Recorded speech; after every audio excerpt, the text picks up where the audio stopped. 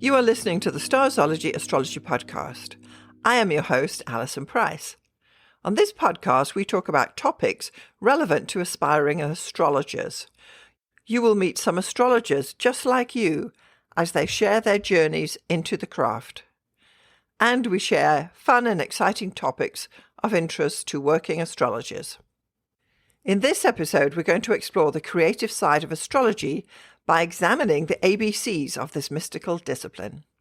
Each letter of the alphabet will feature a chosen astrological component, but be aware that not all the features of astrology will be covered. And to illustrate my point here, the letter C could stand for chart, Cancer, Cardinal, Cadent, Conjunction, Chiron, or Capricorn.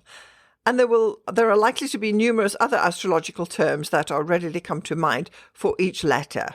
So I've chosen one feature of a chart for each letter, and let's begin our journey with the letter A. A is for aspects. In astrology, aspects refer to the angular relationship between celestial bodies in a birth chart. These relationships, determined by the degree of separation between planets, reflect specific energetic connections and influences. Aspects reveal the dynamic interplay between various planetary energies, shaping an individual's personality traits, potentials, and life experiences. They can indicate harmonious or challenging interactions, highlighting areas of strength, conflict, and opportunities for growth. Common aspects include the conjunction, when the planets are close together, squares, a 90-degree right angle, trines, the 120-degree angle, and oppositions at 120 degrees. The nature of the aspect determines the nature of the interaction, influencing the overall astrological interpretation between the two planets. B is for books. If you're delving into astrology and seeking some insightful reading material, I have a few book recommendations for you. Consider adding the following 3 titles to your astrology collection. First up is An Ephemeris. This book provides essential astronomical data, such as the positions of the celestial bodies, which is crucial for accurate astrological calculations and chart interpretations. Next up, The Contemporary Astrologer's Handbook by Sue Tompkins. This handbook offers a comprehensive guide to modern astrology, covering various techniques, chart interpretations, and practical advice for aspiring astrologers. My third book recommendation is Planets in Transits by Robert Hand. This magnificent book explores the influences of planetary transits, revealing how the movements of planets in relation to an individual's birth chart can shape and influence life events and personal growth. These 3 books can serve as valuable resources to deepen your understanding of astrology and enhance your astrological practice. C is for chart. The centerpiece of any astrology session lies in the chart, a profound depiction of your life and spiritual voyage. Your individual birth chart acts as a blueprint, unveiling the intricate details of your existence. Numerous chart variations exist, including natal charts, which highlight the positions of celestial bodies at the time of your birth, shedding light on your personality, traits, potentials, and life path. Composite charts. These charts combine the birth charts of 2 individuals to explore the dynamics and potentials of their relationship. Progress charts. They reflect the evolution of your natal chart over time, offering insights into your personal growth and life transitions. Directed charts. These charts focus on specific periods or themes in your life, providing a more in-depth understanding of their influence and significance. Solar return charts. They are cast for the exact moment when the sun returns to its natal position each year, providing insights into the upcoming year's theme and energies. Biwheel charts. They feature 2 charts overlaid, allowing for a comparative analysis of different time periods or individuals. This list merely scratches the surface, as astrology encompasses a wide array of chart types, each offering unique perspectives and insights into various aspects of life. D is for descendant. So the descendant located on the western horizon at the time of your birth holds significance in your chart. It symbolizes several facets, including your life partner and the qualities you seek in a companion. This point highlights the characteristics, values, and attributes you desire in a significant other.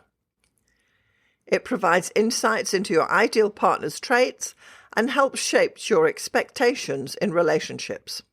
The descendant plays a crucial role in understanding the dynamics of your partnerships and the type of connection you seek in your journey through life. E is for ephemeris. An ephemeris is a table or data set that provides the positions of celestial objects, such as planets, moons, and stars, at specific times. It contains information on their coordinates, distances, velocities, and other relevant parameters. Ephemerides play a crucial role in astrology, where they provide information for horoscope charts and planetary alignments. Overall, ephemerides are vital tools for understanding and navigating the celestial realm. And isn't ephemerides a great word? F is for fixed stars. Although all stars are in motion, some appear stationary to us, and we refer to them as fixed stars. The 4 royal stars of Persia include Fomalhaut, Antares, Aldebaran, and Regulus, and they are considered the primary 4 fixed stars. They are also known as the watchers of the 4 cardinal points of north, south, east, and west. G is for glyphs. Glyphs in astrology are symbolic representations used to denote celestial bodies, zodiac signs, or other astrological elements. Each glyph has a unique design that captures the essence of its corresponding entity. These symbols serve as a concise and universal language in astrology, enabling astrologers to communicate and record information efficiently. By utilizing glyphs, astrologers can convey complex astrological concepts quickly and accurately, enhancing the understanding and interpretation of astrological systems. H is for houses. Houses, alongside signs, form one of the fundamental pillars of astrology. Astrologers must possess a comprehensive understanding of the significance of houses and the meaning each planet holds within them. Mastering this knowledge requires time and dedication due to its vast scope. However, the endeavor is immensely rewarding. For those practicing writing horoscopes, a thorough comprehension of houses becomes indispensable. It serves as a vital tool for deciphering the intricate dynamics between celestial bodies and human lives, enriching the accuracy and depth of your astrological interpretations. I is for Coli. Am I saying that right? In astrology, the Coli, or IC, is a significant point in the birth chart, representing the bottommost part of the sky at the time of the individual's birth. It is often associated with one's roots, family, and private life. The IC signifies the foundations of your being, including your upbringing, ancestry, and emotional core. It influences a person's sense of security, innermost desires, and the personal connection to their home and family. Understanding the Coli helps astrologers gain insights into a person's psychological and emotional foundations, enabling them to explore the deep-seated influences that shape an individual's sense of belonging and personal identity. J is for Jupiter. Jupiter stands out in my astrology ABC as the largest planet by a significant margin, and it's the only planet I've picked up. It boasts an impressive number of satellites and is renowned for its iconic Great Red Spot. Associated with growth, luck, and all things expansive, Jupiter holds dominion over the signs of Sagittarius and traditionally rules Pisces. These 2 signs are bicorporeal, symbolized by dual entities within each. Sagittarius depicts a man and a horse, while Pisces showcases 2 fish.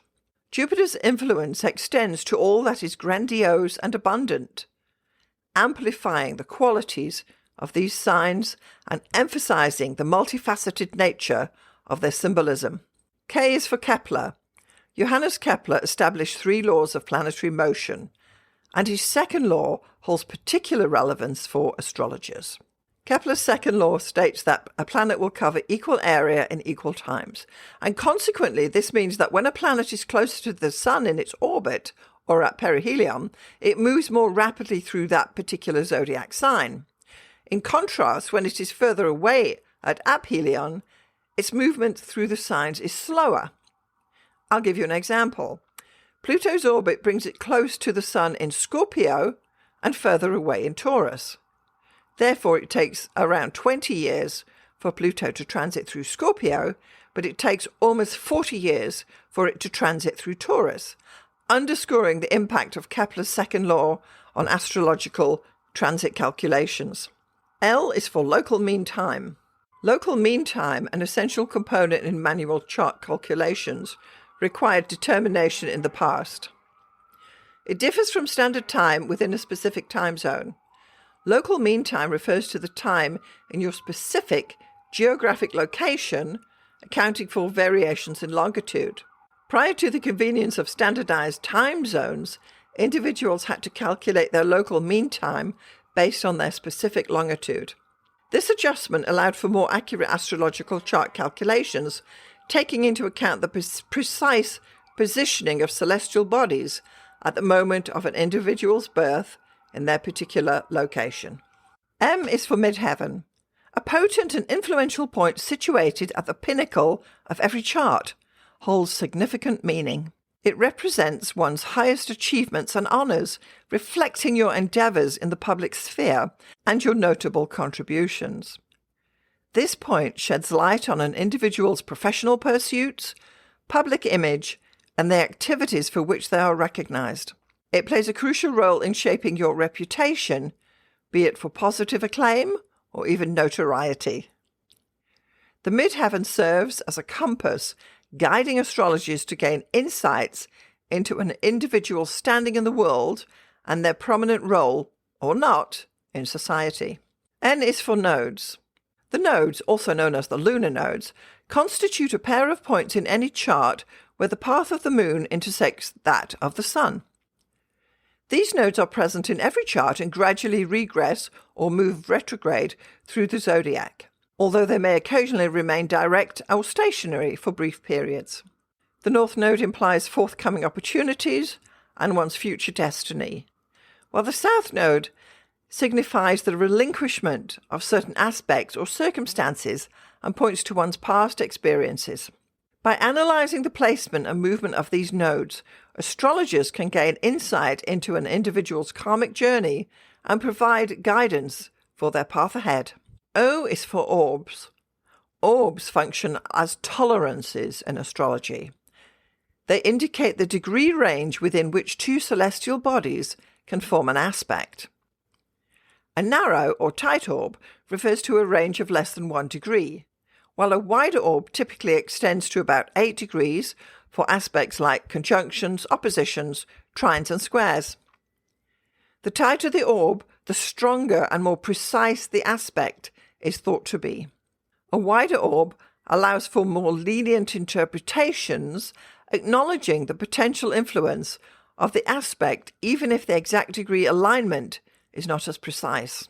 Orbs provide astrologers with flexibility in assessing the strength and significance of planetary aspects within a birth chart. P is for planets. Planets within a chart embody the energetic forces at play. Their placement indicates areas of activity and significance. As planets occupy houses, they infuse vitality and meaning into them. Planetary positions in signs can determine their state of happiness or lack thereof, which is influenced by their essential dignity. This reflects how well a planet aligns with the qualities and characteristics of a given sign. Essentially, the planets serve as active participants, shaping their dynamics and expressions within a chart, with their location and essential dignity providing valuable insights into their influence and impact. Q is for quadrants. The 4 quadrants are defined by the two axes, the ascendant and descendant, as well as the midheaven and IC. The first quadrant lies below the ascendant and represents the realm of the private self. The second quadrant lies below the descendant, embodying the private interactions with others. The third quadrant sits above the descendant, symbolizing the public interactions with others. And the fourth quadrant resides above the ascendant, denoting your public self and one's outward presence. R is for retrogrades. With the exception of the Sun and the Moon, all the planets undergo retrograde motion. Mercury retrogrades 3 times annually. Venus retrogrades 5 times within an 8-year period, and Mars retrogrades approximately once in every 2 years. Then the remaining planets experience retrograde motion each year. The outer planets enter retrograde from their trine aspect to the Sun, continue through the opposition, and conclude at the subsequent trine. When outer planets are opposite the Sun, they are all retrograde.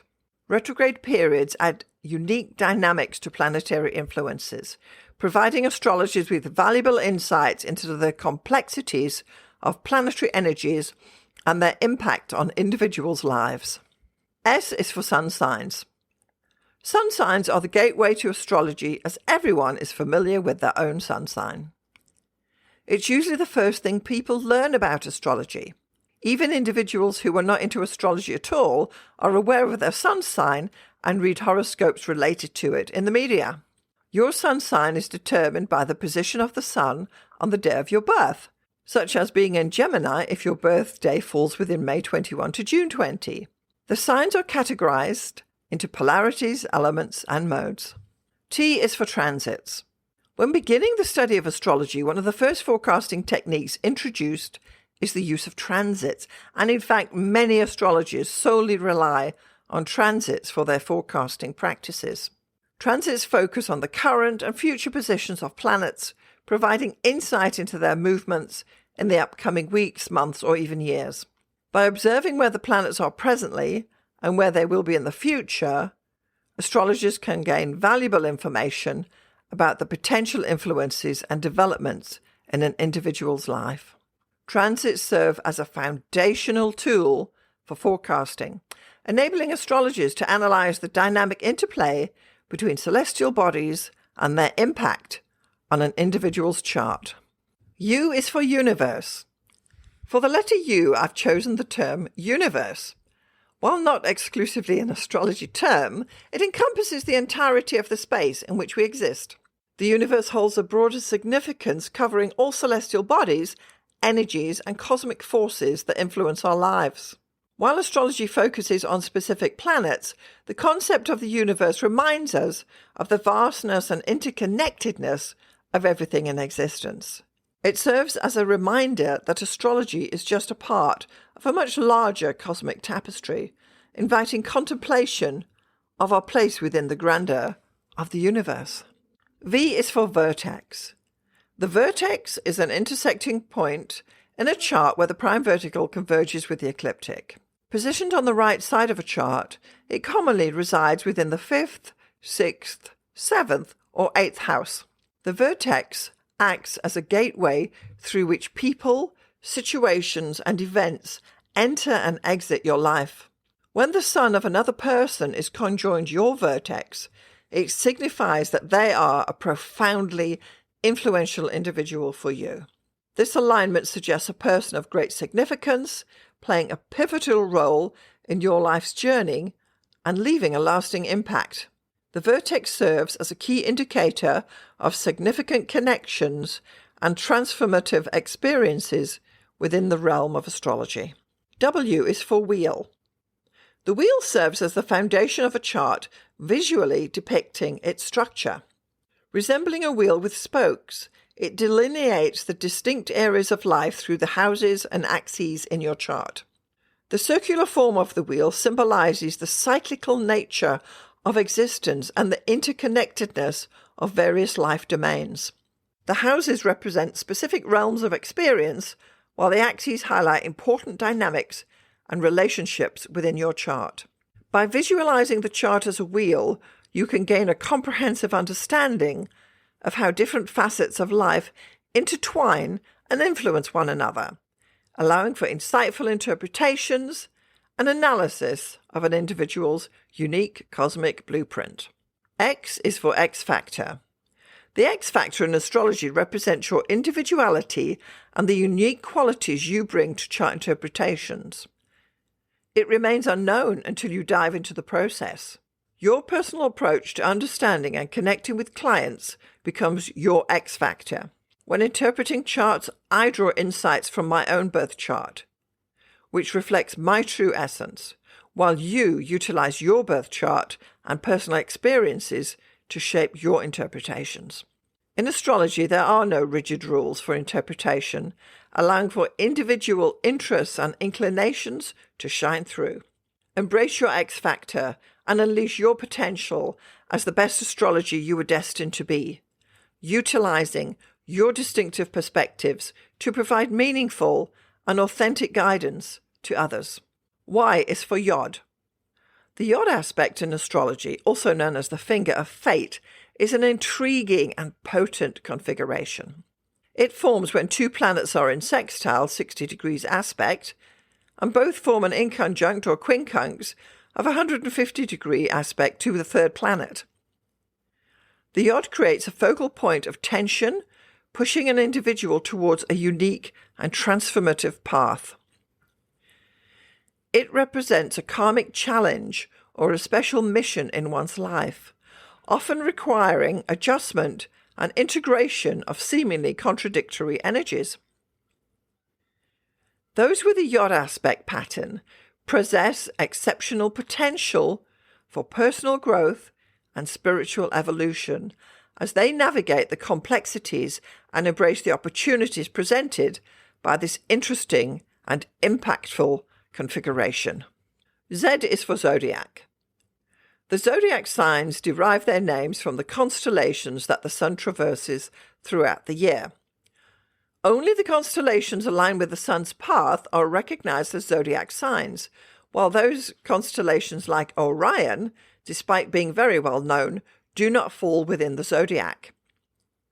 Although constellations can differ in size, each tropical sign spans a uniform length of 30 degrees. This standardization allows for consistent division and interpretation of the zodiacal wheel. By understanding the relationship between the sun's journey and the designated signs, astrologers can accurately analyze and interpret the unique characteristics and energies associated with each zodiac sign. So there I've given you the ABCs of astrology. I'd be interested to know which letter resonates most with you. And to take this one step further, because I enjoy astro artwork as well, I've created a greeting card with the ABC's images on it, and you can find a link to that in the description. You can also see the image on the blog post as well. So there you have the ABCs of astrology. It's one fun way of looking at astrology. It's another way of considering what we're doing in our astrology practices, and I hope you find some value here. Thanks so much for sharing a part of your day with me.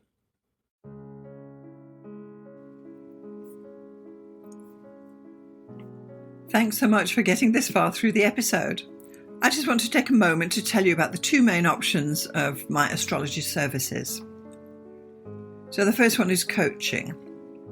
If you are an aspiring astrologer, and by that I mean someone who's perhaps a hobbyist astrologer or someone who's learning astrology or a student, or you've got a few books and you've been doing it for a while, but perhaps you need a little bit of help to bring it all together, then maybe getting some astrological coaching from me would be the answer for you.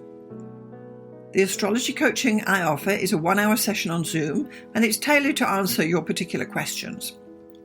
For example, if you have issues with natal chart readings, we can go there. Or if you're having problems working with your forecasting, we can go there. Or even basic astrology stuff, or even getting yourself organized for your astrology business. The idea is that astrological coaching will answer your particular questions. It's tailored specifically to you and where you are in your astrological journey. And I'm happy to help you out with some guidance about how you can get going, what to focus on, and what to dismiss. So that would be the astrological coaching for people trying to learn astrology. The second astrological service I offer is consultations. So this is for someone who perhaps doesn't know anything about astrology, but they just want to have their chart read or get their chart done. Call it what you will. So once more, this is a 1-hour consultation over Zoom. I will interpret your chart, tell you about the main features, tell you about where the energy is flowing, and all the rest of what is entailed in a thorough natal chart interpretation. I can also add in some forecasting in there too, bearing in mind we only have 1 hour. So just in summary, I've got coaching for people who want to learn astrology, and I've got consultations for those who want to get an astrology reading done. I'm Alison Price from Starzology.com. Thank you so much for listening. We'll see you next time.